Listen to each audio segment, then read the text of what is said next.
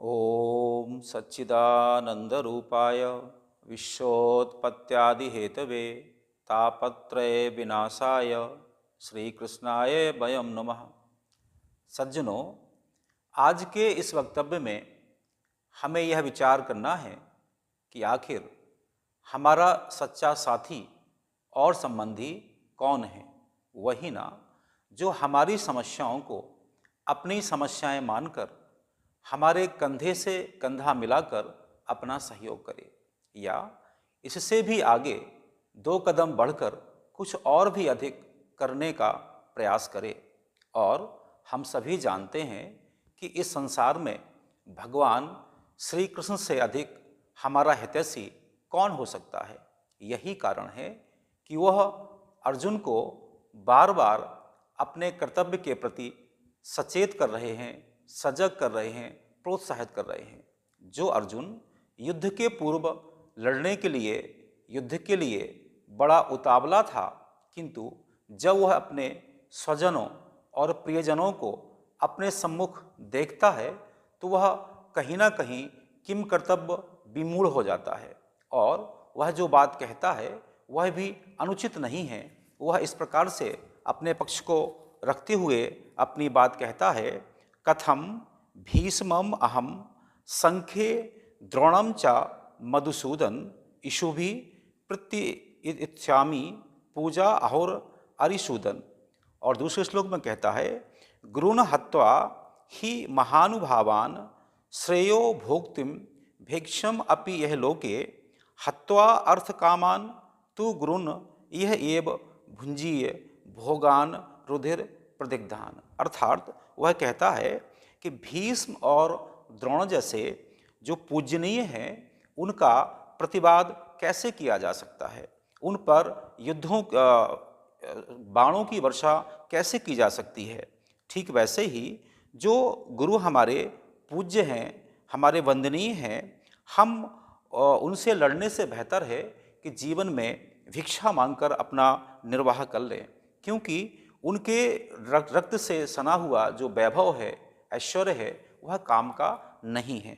लोक व्यवहार की दृष्टि से यह जो अर्जुन कह रहा है उसका कहना बिल्कुल उचित है, कहीं भी कोई अनुचित नहीं है। लेकिन यहाँ पर विचारणीय बात यह है कि भीष्म और द्रोण जैसे जो प्रज्ञावान हैं, परम प्रतापी हैं, परम ज्ञानी हैं, आखिर वह खड़े किसके साथ हैं? एक ऐसे राजा के साथ जो केवल अंधा ही नहीं है, वह विवेकहीन है, वह स्वार्थी है। और जब राजा स्वार्थी, विवेकहीन इस प्रकार का होता है तो समाज में उसकी प्रतिक्रिया होती है। समाज में अन्याय, अत्याचार और अनीति का बोलबाला हो जाता है। और हम सभी जानते हैं कि जो भगवान कृष्ण हैं या जो परमात्मा का अवतार है, वह धरती पर धर्म की संस्थापना के लिए होता है। भगवान कृष्ण गीता में इस बात की उद्घोषणा भी करते हैं, यदा यदा हि धर्मस्य ग्लानिर्भवति भारत अभ्युत्थानम धर्मस्य तदात्मानं सृजाम्यहम्। अर्थात जब जब धर्म की ग्लानि होती है तो धर्म की संस्थापना के लिए भगवान का प्राकट्य होता है, प्रादुर्भाव होता है। वह कहते हैं, परित्राणाय साधूनाम विनाशाय च दुष्कृताम धर्म संस्थापनार्थाय संभवामि योगे योगे। इसमें सज्जनों के परित्राण के लिए और दुष्टों को दंड देने के लिए भगवान का अवतरण होता है। और सबसे बड़ी बात है, धर्म संस्थापनार्थाय संभवामि योगे योगे। मीन्स धर्म की संस्थापना कैसे हो सकती है? यदि कोई राजा धृतराष्ट्र बनकर समाज में अनीति और अन्याय का साथ देगा तो समाज में धर्म की संस्थापना कभी हो ही नहीं सकती है। यही कारण है कि जो भगवान कृष्ण हैं, जो उनके अवतरण का उद्देश्य है धर्म की संस्थापना करना, सज्जनों का साथ देना और दुष्टों को दंड देना, यही कारण है कि जो उस समय महाभारत के दौरान जो परिस्थितियाँ उत्पन्न हुई हैं उनसे लेकर के वह युद्ध की बात कर रहे हैं और अर्जुन को अपना कर्तव्य करने के लिए प्रेरित और प्रोत्साहित कर रहे हैं। वह तो यहाँ पर एकदम उसको फटकारते हुए कहते हैं, कुतस्त्वा कस्मल विदम विस्मय सम उपस्थितम अनार्जुष्टम असृज्ञम अकीर्तिकरम अर्जुन। अतः वो कहते हैं कि इस बीच में, इस युद्ध के बीच में तुम्हारे मन में यह कश्मल कहाँ से आ गया? तो ये जो आर्य हैं, जो श्रेष्ठ लोग हैं, उनको शोभा नहीं देता। यह परलोक को ठीक करने वाला नहीं है, लोक को ठीक करने वाला नहीं है। अर्थात यदि हम अपने कर्तव्य से च्युत होते हैं, भागते होते हैं, तो इसमें तो ना हमारा लोक सुधरता है, ना ही परलोक सुधरता है। इसलिए वह और कड़वी बात कहते हुए कहते हैं, क्लेब्यम माँ इसमा गमः पार्थ न एतत् त्वयि उपपद्यते क्षुद्रम हृदय दौर्बल्यम त्यक्त्वा उत्तिष्ठित परम तपा। वह कहते हैं तुम्हारे मन में यह जो क्लैब्यम है, जो ये भाव कहाँ से आ गया है, यह किसी प्रकार से तुम्हारे लिए उचित नहीं है। क्षुद्रम हृदय दौर्बल्यम त्यक्त्वा उत्तिष्ठित परम तपा। यह जो है तुम्हारे हृदय में दुर्बलता आ गई है, जो तुम पलायन करना चाहते हो, इसको हटा करके तुम उठ करके खड़े हो जाओ। चूँकि इस महाभारत युद्ध के जो परिप्रेक्ष्य में, जो इसके बैकग्राउंड में जो बात है, वो हम सभी जानते हैं, लाक्षागृह, दूध कीड़ा और द्रौपदी का वस्त्रहरण। अब आप बताइए, क्या एक राजा के होते हुए ये सब होना चाहिए? हम सभी जानते हैं जिस जो सभा थी, उस सभा में द्रौपदी का अपमान हुआ, वहाँ भीष्म और द्रोण जैसे महापुरुष विराजमान थे। जहाँ दूध कीड़ा हुई, वहाँ भी ये लोग विराजमान थे। इसके बाद जो भी वहाँ घटनाएं हुई हैं, वह सब के सब उसमें मूक दर्शक बने रहे हैं। इसलिए यह सज्जन का कर्तव्य है कि वह जहाँ जो कुछ अनुचित हो रहा है, उसका वह यथा योग्य उसका प्रत्युत्तर दे। यदि वह ऐसा नहीं करता है, तो समाज में उसका वो समाज उसको उदाहरण लेकर के ग्रहण करता है। इस प्रकार का एक श्लोक उसमें आता भी है, यद्याश्रित श्रेष्ठः तत्तद्देवे तरोजना सा यत् प्रमाणम कुर्ते लोका तदनुवर्तते। अर्थात जो समाज के संभ्रांत लोग हैं, वह जैसा व्यवहार करते हैं, वह जैसा आचरण करते हैं, तो समाज के जो अन्यान्य लोग हैं उसे ग्रहण करते हैं।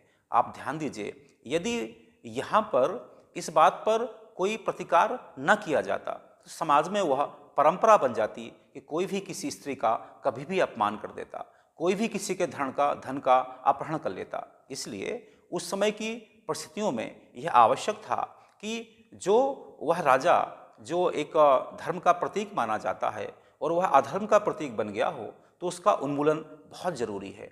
उसके सारे के सारे जो पापों का दंड देना बहुत ज़रूरी है। इसलिए ज़रूरी है कि भले ही उसके पक्ष में आपके कितने ही पूजनीय लोग क्यों ना खड़े हों, लेकिन यह भगवद गीता का जो मूल उद्देश्य है वो ये है कि समाज में धर्म की संस्थापना के लिए, समाज में नीति के, धर्म के विस्तार के लिए यह आवश्यक है कि इसके आड़े कोई क्यों ना आए, वो कितना भी वंदनीय हमारे लिए क्यों ना हो, वह इस योग्य हो ही नहीं सकता कि उसका आदर किया जाए, उसका सम्मान किया जाए। समाज में आदरणीय और सम्माननीय वही व्यक्ति हैं जो धर्म का साथ देते हैं, जो नीति का साथ देते हैं। और जब हम नीति का और धर्म का समर्थन करते हैं, उससे समाज में एक प्रकार का अच्छा वातावरण तैयार होता है।